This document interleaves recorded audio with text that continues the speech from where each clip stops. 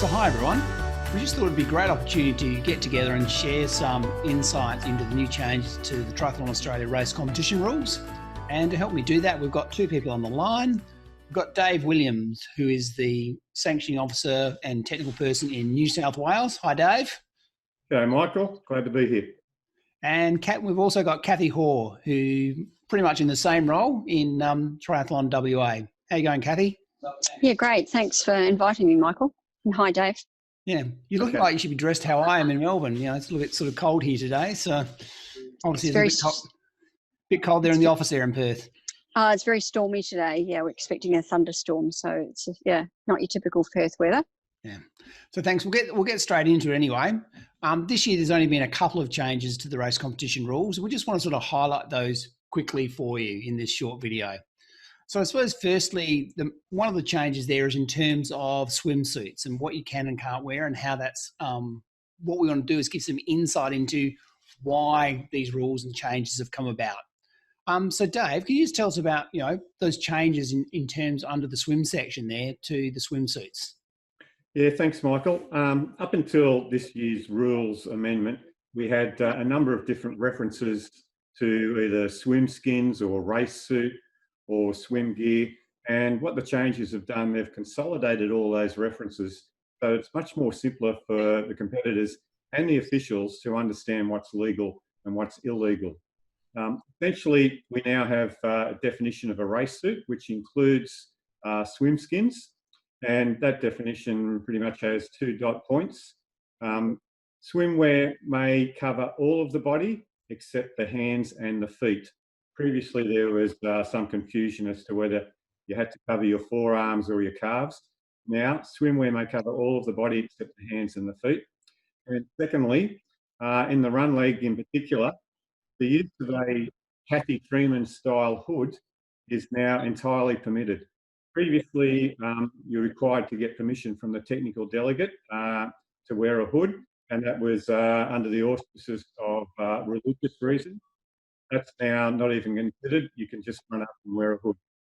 And that's about the extent of the changes on the race suit. Great. Thanks, Dave. Yeah, I mean, that sort of makes it fairly clear, and I think it just simplifies that section of the rules. The other change we've made is in terms of, which is becoming more relevant now, is the draft legal racing. And in draft legal, we're talking draft legal for age groupers. So, Kathy, I know we made a change there in terms of being able to which side you could pass on and incurring a penalty. Can you just explain that rule and how it's going to work?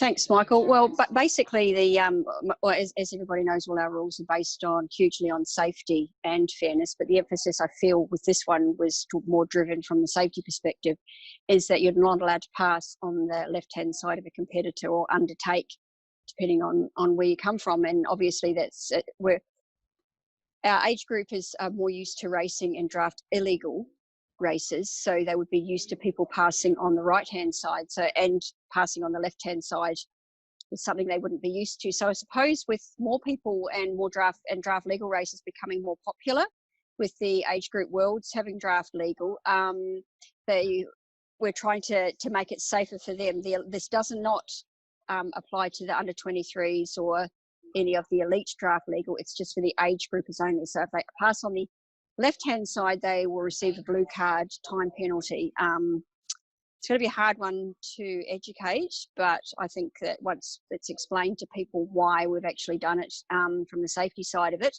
then it'll make things a lot safer for us going forward. Yep. Yeah, certainly. I think it will. I mean, that's the key thing there is obviously the safety. So, Dave, one of the things we sometimes see is we get a bit of abusive behaviour. It's not necessarily from athletes, it's from other people.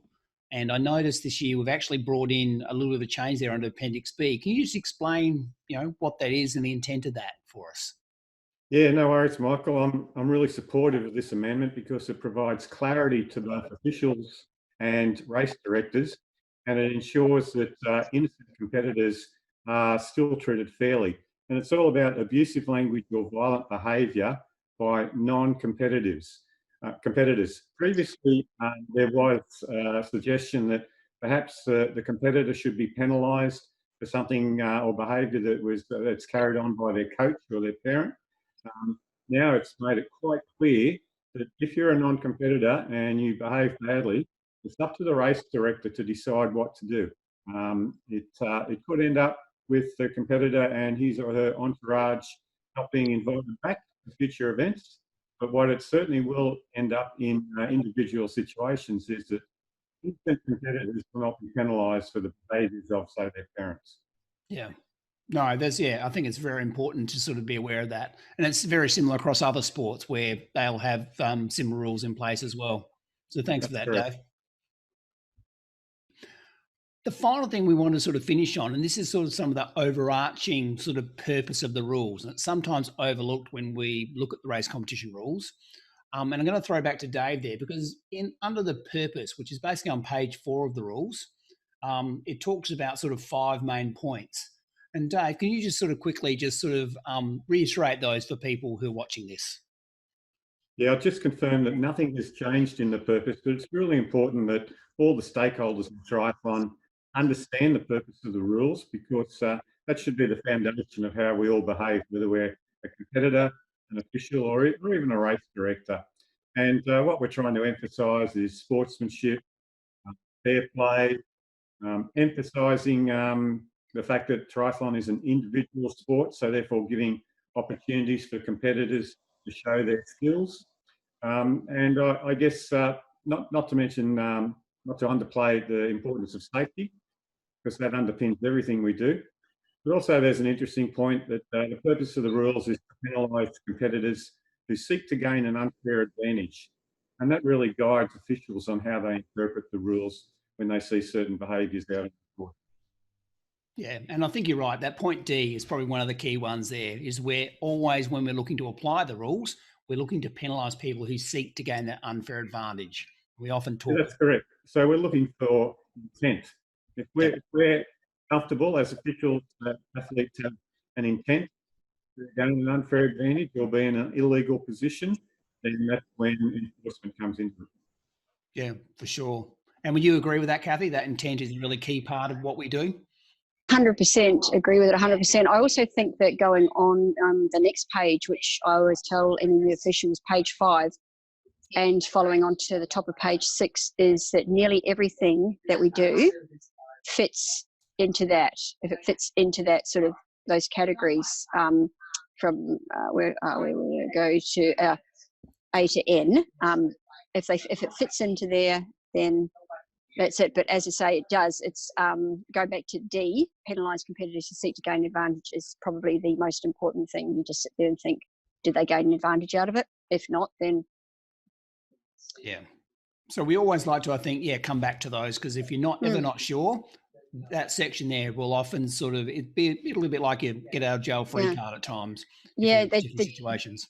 The general conduct one is I've used before, especially if we're writing up violation reports, especially, practice good sports conduct and things. They cover sort of a multitude of possible things that could happen on the field of play. Or D, another one, obeying instructions from event officials, is another one that I've used before as well too. So I think between those pages, the 3 pages, it pretty well covers why we do what we do. Yeah, thank you. Well, thanks, guys. Thanks for being part of this today. Hope the officials watching this find this informative, and look forward to seeing you both again very soon.